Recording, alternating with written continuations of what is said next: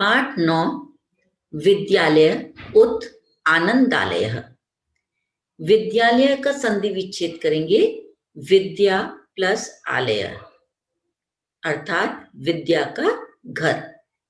उत माने या, आनंदालय का संधि विच्छेद करेंगे आनंद प्लस आलय, आनंद का घर, यानी विद्या का घर या आनंद का घर।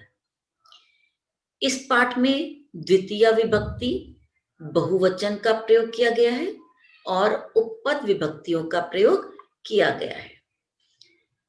तो पहले मैं आपको बताना चाहती हूं थोड़ा सा व्याकरण का कि कारकों द्वारा संज्ञा का क्रिया के साथ संबंध बोधित होता है, यानी क्रिया का कारकों के द्वारा संज्ञा का क्रिया के साथ संबंध जो है वो बताता है, प्रकट होता है। इस पाठ में द्वितीय विभक्ति के बहुवचन का विशेष रूप से प्रयोग किया गया है। जो विभक्ति किसी पद विशेष के योग से आदेशित होती है उस विशेष पद को उपपद के नाम से जाना जाता है। मुख्यतया ये पद अव्यय होते हैं जो कभी धातु के साथ या कभी स्वतंत्र रूप से आकर विभक्ति प्रयोग को निर्देशित करते हैं। इन उपपदों के योग में जो विभक्ति विशेष प्रयोग की जाती है उसे उपपद विभक्ति कहते हैं।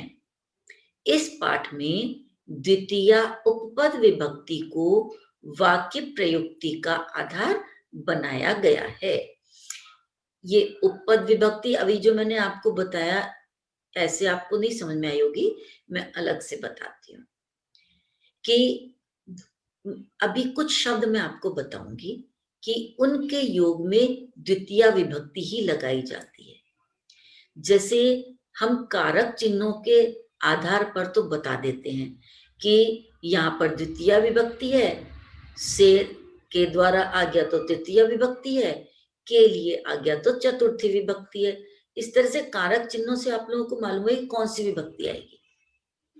लेकिन कुछ शब्द ऐसे होते हैं जिनके प्रयोग में केवल द्वितीय विभक्ति ही प्रयोग की जाती है।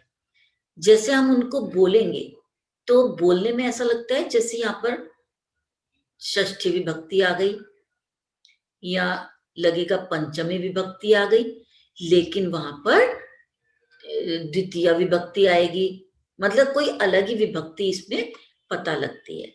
तो अब जैसे कुछ शब्द हैं यहाँ पर, ये देखेंगे अभित, परित, समया, निकषा, हा, प्रति और अनु, इन ये शब्द जहां भी आ जाते हैं वहां पर द्वितीय विभक्ति प्रयोग की जाती है। इसी तरह से उभयत, पर्वत, सर्वत, धिक, उपरि, अधो अध, अध्यधि, अंतरा, अंतरेण, विना, उपपदों के योग में भी द्वितीय विभक्ति आती है। अधि उपसर्ग के साथ शी और स्थ धातुओं के प्रयोग में भी द्वितीय विभक्ति आती है। तो हमारा पाठ है विद्यालय उत आनंदालय। अब मैं आपको पहले यहाँ पर दिखा रही हूँ कि जैसे ब्लू शब्दों से लिखा हुआ है, नीले रंग के शब्दों से लिखा हुआ है उपरि उपरि। तो अगर हम इसको अर्थ करेंगे इसका तो कहेंगे पर्वतों के ऊपर। तो पर्वतों के, तो पर्वतों के हिसाब से तो आप कहते पर्वतस्य उपरि, लेकिन यहाँ पे उपरि उपरि शब्द आया है जो अभी हमने देखा था कि उसके योग में द्वितीय विभक्ति आएगी। तो यहाँ उपरि उपरि आया है इसलिए पर्वतों में द्वितीय विभक्ति का बहुवचन लगा हुआ है। अभी आगे और शब्द भी आएंगे, मैं आपको पढ़ाते समय एक बार और बता दूंगी। तो यहाँ पर आप देख रहे हैं कि विद्यालय बना हुआ है, इसके चारों ओर पेड़ दिख रहे हैं, हरा भरा है, सामने बगीचा है, उसके चारों ओर आपको यहाँ सामने पर्वत दिखाई दे रहे हैं। इससे पता लग रहा है कि ये विद्यालय जो है पर्वतों में स्थित है।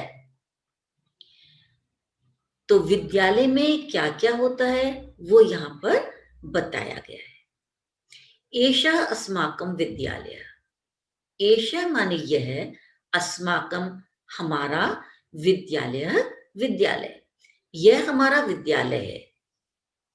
शिवालिक पर्वतान् उपर्युपरि स्थितः विद्यालय अति विशाल अस्ति। शिवालिक पर्वतों के उपर्युपरि यानी ऊपर, उपर्युपरि में भी संधि विच्छेद हम कर सकते हैं, उपरि प्लस उपरि, स्थित विद्यालय अति विशाल माने बहुत बड़ा, अस्ति माने है। शिवालिक पर्वतों के ऊपर स्थित विद्यालय बहुत बड़ा है। अस्मिन् विद्यालये 500 छात्रा पठन्ति। अस्मिन् विद्यालये, इस विद्यालय में, 500 500 छात्र पठन्ति पढ़ते हैं। इस विद्यालय में 500 छात्र पढ़ते हैं। विद्यालय से भवनम अति सुंदरम अस्ति। विद्यालय का भवन बहुत सुंदर है। विद्यालयम अभितः शोभना पर्वत श्रृंखला अस्ति।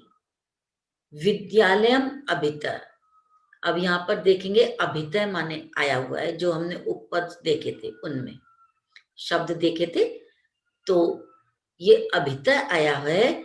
इस उपपद के कारण विद्यालयम हमें द्वितीय विभक्ति का प्रयोग करना पड़ा है, विद्यालयम। तो और लेकिन हम इसको कैसे बोलेंगे, विद्यालय की सब ओर। विद्यालय वैसे तो आप कहेंगे विद्यालयम माने विद्यालय को, अभितः सब ओर, लेकिन अभितः आया है इसलिए यहाँ पर द्वितीय विभक्ति का प्रयोग किया गया विद्यालय में। तो इसको कहेंगे विद्यालय के सब ओर। शोभना पर्वत श्रृंखला अस्ति। शोभना माने सुंदर, पर्वत श्रृंखला पर्वत श्रेणी यानी पर्वतों की पंक्ति, अस्ति माने है। विद्यालय के सब ओर सुंदर पर्वत श्रृंखला है। विद्यालयं पुरतः मनोहरम उद्यानम अस्ति। विद्यालय के पुरतः माने सामने, मनोहरम उद्यानम अस्ति, सुंदर बगीचा है। उद्यानम निक्षा एक तरणताल अस्ति। बगीचे के निक्षा माने समीप, एक तरणताल, तरणताल कहते हैं तैरने का तालाब, जिसको आप कहते हैं स्विमिंग पूल। एक तरणताल है, बगीचे के पास में एक तरणताल है। तरणतालात् एक मार्ग छात्रावासम प्रति गच्छति।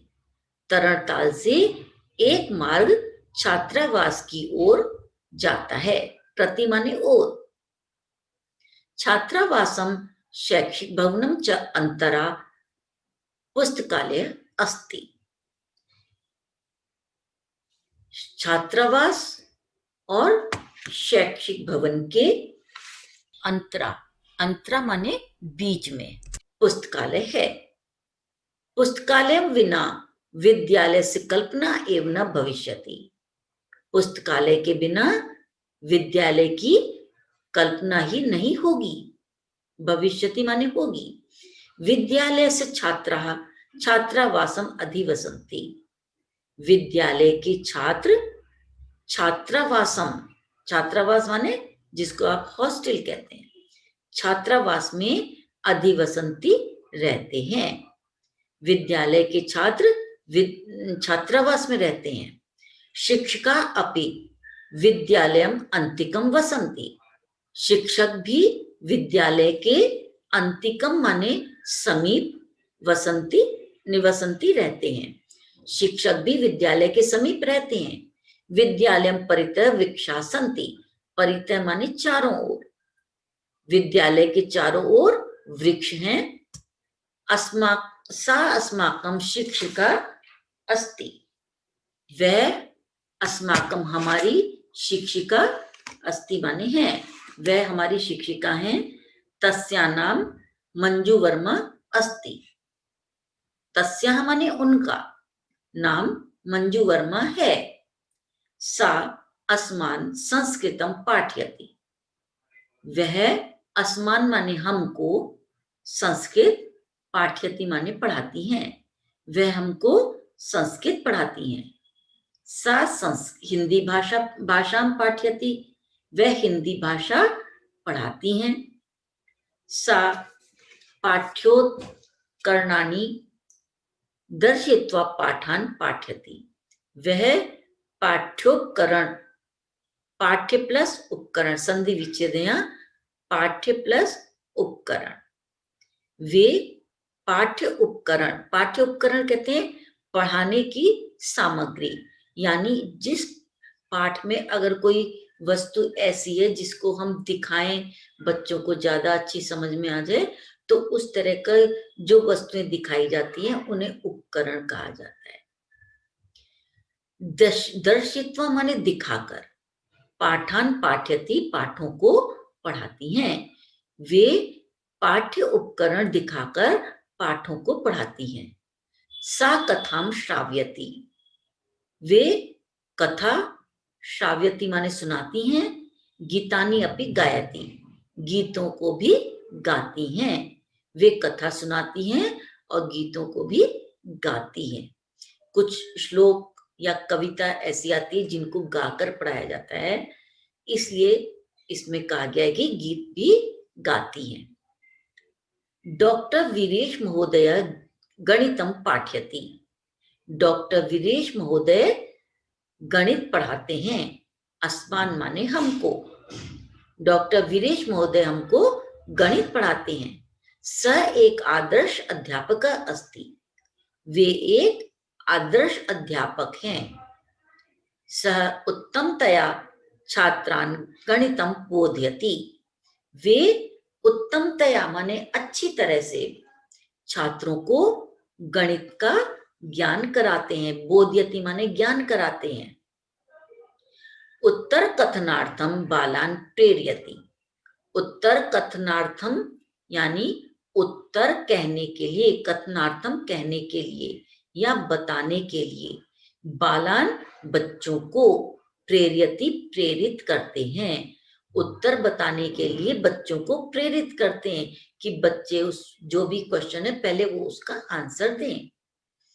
सह गणितस्य सूत्राणि हास्य विनोदेन पाठयति, वे गणित के सूत्रों को हास्य विनोद से पढ़ाते हैं। हास्य विनोद माने हंसी मजाक में, जिससे बच्चों को अच्छी तरह से आ जाए।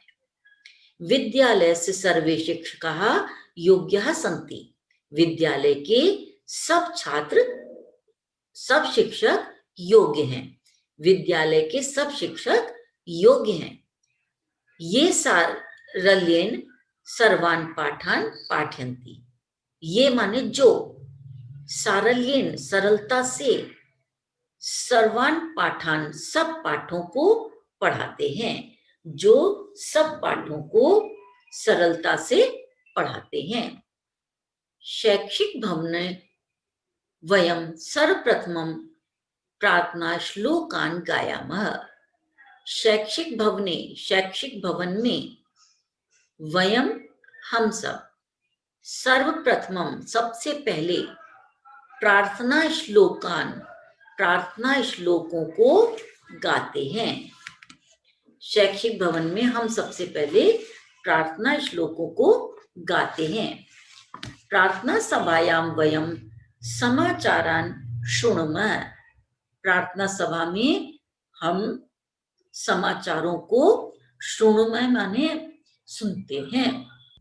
अनंतरम स्वकक्षान् गत्वा सर्वान् विषयान् पठामः, अनंतरम बाद में स्वकक्षान् गत्वा अपनी कक्षाओं को जाकर सर्वान् विषयान् पठामः सब विषयों को पढ़ते हैं।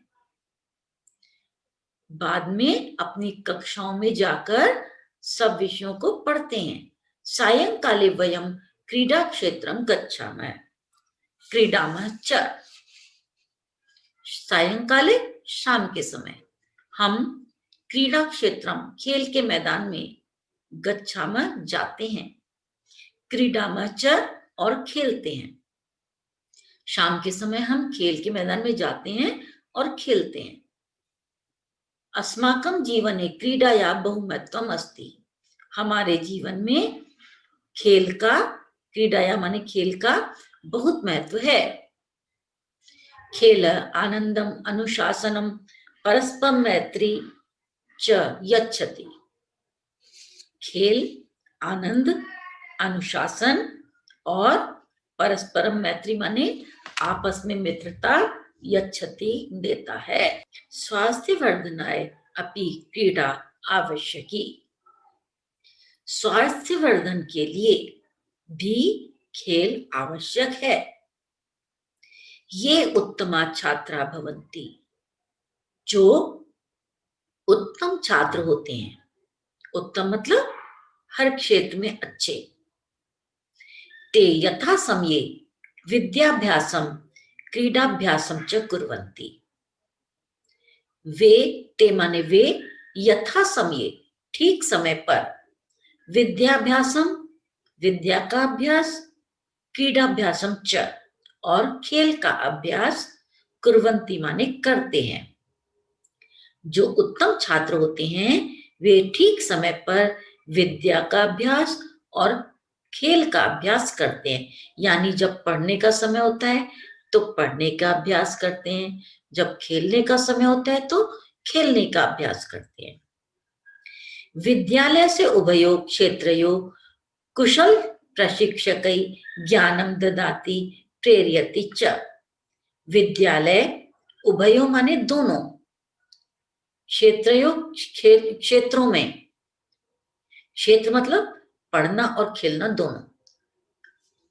विद्यालय दोनों क्षेत्रों में कुशल प्रशिक्षकै, कुशल प्रशिक्षकों के द्वारा, ज्ञानम ददाति प्रेरयति च, ज्ञान देता है और प्रेरयति प्रेरित करता है। विद्यालय दोनों क्षेत्रों में कुशल प्रशिक्षकों के द्वारा ज्ञान देता है और प्रेरित करता है। प्रेरित क्या के लिए करता है? बच्चे आगे बढ़े इसके लिए। छात्राणाम सर्वांगीण विकासाय अस्माकं विद्यालय संकल्पितः अस्ति।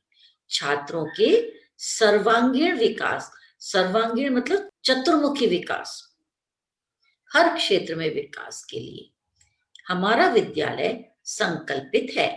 छात्रों के चतुर्मुखी विकास के लिए हमारा विद्यालय संकल्पित है। मैं आशा करती हूँ कि आपको पाठ समझ में आ गया होगा। आप इस चैनल को सब्सक्राइब करना ना भूलें, लाइक करें और इसमें कोई कमेंट जरूर दें।